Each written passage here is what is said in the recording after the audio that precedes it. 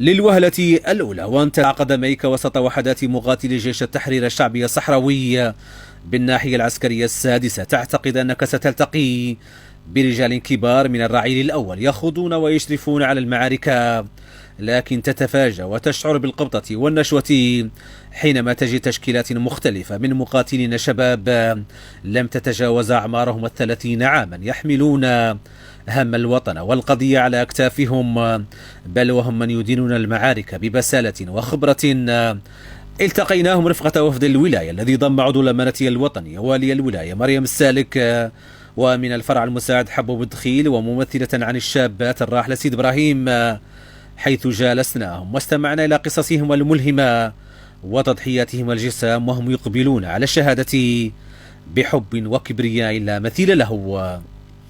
وجدناهم منهمكين جدا يحضرون مفاجآتهم اليومية لجنود الاحتلال المغربي، يخططون لمعركتهم القادمة بحذر شديد وبدراسة معمقة لوضعية الميدان، ليخبرون قائد الناحية أبو علي حمودي أنه سعيد جدا لأن من يدير المعارك هم شباب باتوا على درجة من الخبرة والكفاءة ما يثلج الصدور، فاقتربنا منه في حدود المسموح به نظرا لحساسية الأسلحة ونوعيتها والتضاريس المحيطة بها في منطقة ما بقطاع الناحية، واستمعنا منه لهذه الشهادات الحية.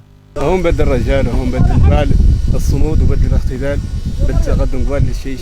المغرب هون ضعيف حاله، هون الجنود المغاربة يعني معنوياتهم ضعيفة، ما عندهم معنويات، نحن هم القادرين عليهم، ونحن ان شاء الله هم أرز الوطن وندورهم نقيسهم ان شاء الله، ونردوا ان شاء الله الوطن، ونردوا ان شاء الله الاعتبار له الصحراء كامل ان شاء الله. وضعية الجنود المغاربة راهم تحت رحمة الله، الغصب العنيف، ونطلب مولانا الله يجيبنا الاستغلال وكل الوطن والشهادة. مواقع الرجال، مواقع اللي نحن خاصنا نحرروا ترابنا، خاصنا المغاربة ما يبقى يتواجدهم حد، ما صالح لنا ما هو الراس صفوفنا وديروا ايدينا في يد بعض ونحرروا ترابنا، اللي عنده حد بلا تراب ما عنده اي قيمة. وضعية جنود الاحتلال والله صفر، ما هو شيء من الخزو، أخطوا الحمد لله الليل والنهار، ما في شيء نافع، لا يجد عليكم ذا العسكر وما عسكر، لاش من الويل وتوف.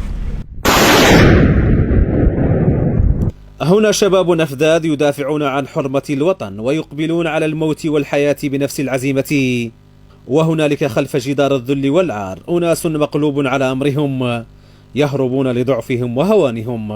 هنا شباب خبر التشرد واللجوء والشتات والحرمان من الوطن، وهنالك خلف الجدار جنود بائسون منهارة معنوياتهم يفهمون جيدا أنه زج بهم في أتون معركة خاسرة لا ناقة لهم فيها ولا جمل. هنا مربط الشجاعة وحب الشهادة، وهنالك مرابط الخذلان والرذيلة والهوان، وللحديث بقية.